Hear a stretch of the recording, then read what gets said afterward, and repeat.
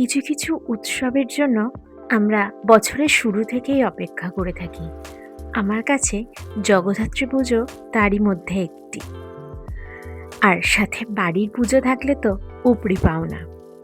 প্রথমে ভেবেছিলাম যে অনেক দিন তো লেট হয়ে গেল, থাক ভিডিওটা আর পোস্ট করব না, কিন্তু ওই যে সব থেকে প্রিয় উৎসব, তাই আর লোভ সামলাতে পারলাম না। হ্যাঁ, আবারও বলছি, জানি অনেকটাই দেরি, তবুও ভিডিওটা থাকলো আপনাদের সকলের জন্য। আশা করি ভালো লাগবে।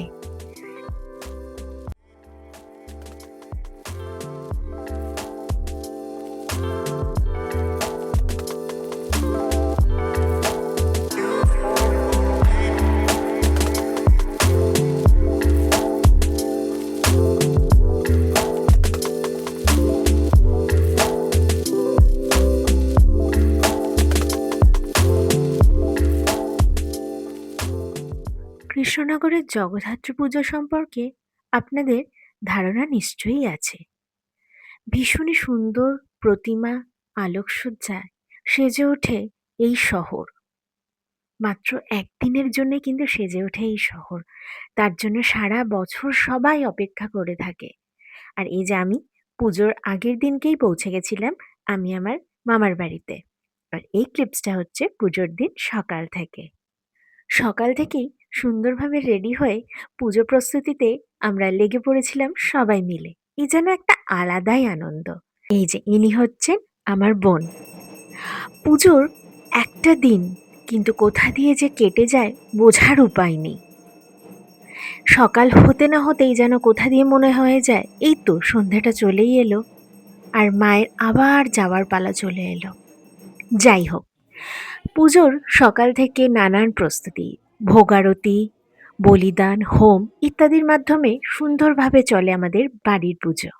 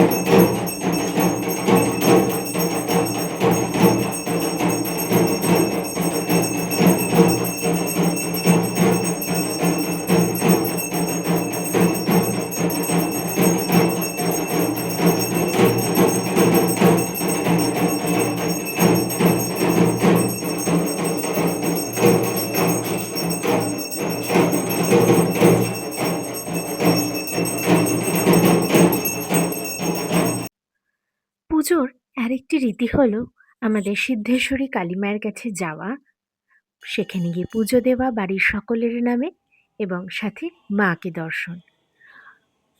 শুধু বাড়িই নয়, কৃষ্ণনগরের আশেপাশের সমস্ত বারোয়ারিগুলোও এখানে আসেন কিন্তু তাদের পুজো দিতে। আর এখন আপনারা ভিডিওর ক্লিপে দেখছেন আমাদের বাড়ির হোম পর্ব।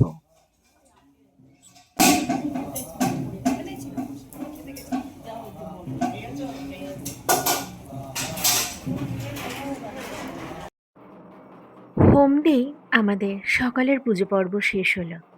আর সন্ধ্যায় মায়ের সন্ধ্যা আরতির পর আমরা বেরিয়ে পড়েছিলাম একটু আশপাশের ঠাকুরগুলো দেখতে।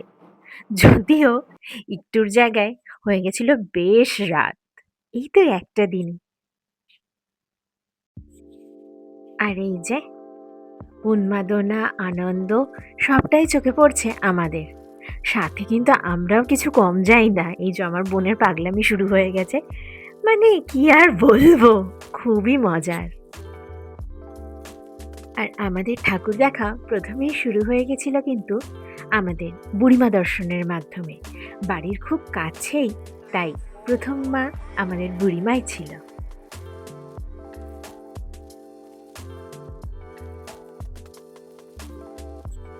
এরপর আমরা একে একে নানান জায়গার ঠাকুর রীতিমতো পায়ে হেঁটে ঘুরে দেখলাম, কারণ রাস্তার ভিড়টা আপনারা দেখতেই পাচ্ছেন। চারিদিকে নো এন্ট্রি, জ্যাম ইত্যাদির জন্য মানে টোটোতে বা গাড়িতে ঠাকুর দেখা খুবই ডিফিকাল্ট একটা ব্যাপার।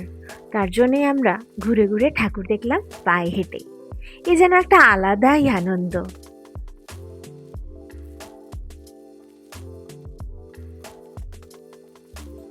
অদ্ভুতভাবে ঠাকুরের টান কিনা জানি না, আমাদের শুরু হয়েছিল ঠাকুর দেখা বুড়িমাকে দেই, আর সেই শেষ হলো বুড়িমাতেই।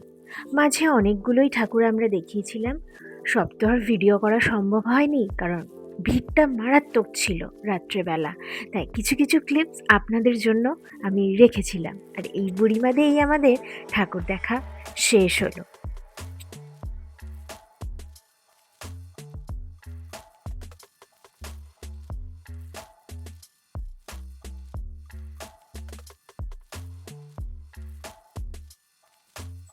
আর এইটা পরের দিন বিসর্জনের ভিডিও। মনটা খুবই খারাপ লাগে, কারণ মাত্র একদিনের জন্য মা আসেন, আসতে না আসতেই তার যেন যাওয়ার পালা চলে আসে।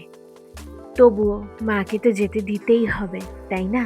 কারণ মাকে যেতে দিলেই আবার পরের বছরের শুভারম্ভ শুরু হয়ে যায়।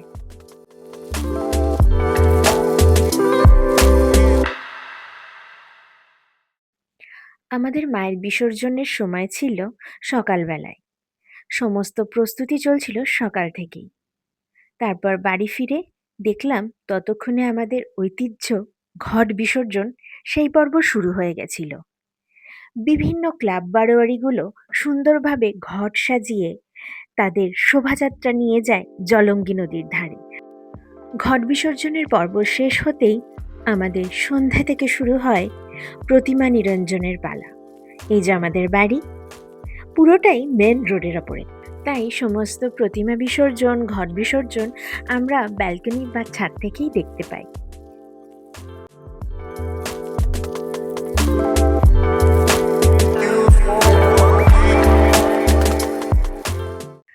আর রাত্রে প্রতিমা বিসর্জনের সবথেকে আকর্ষণীয় বিষয়টি হলো সাঙে ভাসান।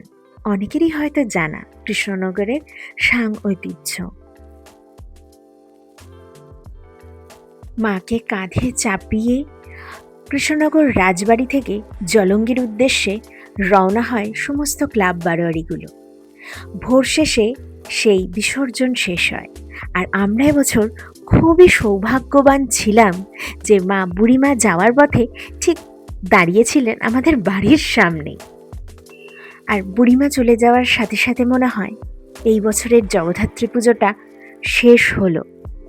যদিও আমাদের বিসর্জন হয় দুদিন ধরে, পরের কিছু ক্লিপসে আপনাদের সেটা দেখাবো। দ্বিতীয় বিসর্জনে যদিও সাঙে ভাসান হয় না, সাধারণভাবে আলোকসজ্জা, বাজনা ইত্যাদি নেই শোভাযাত্রার সাথে মায়ের বিসর্জন হয়।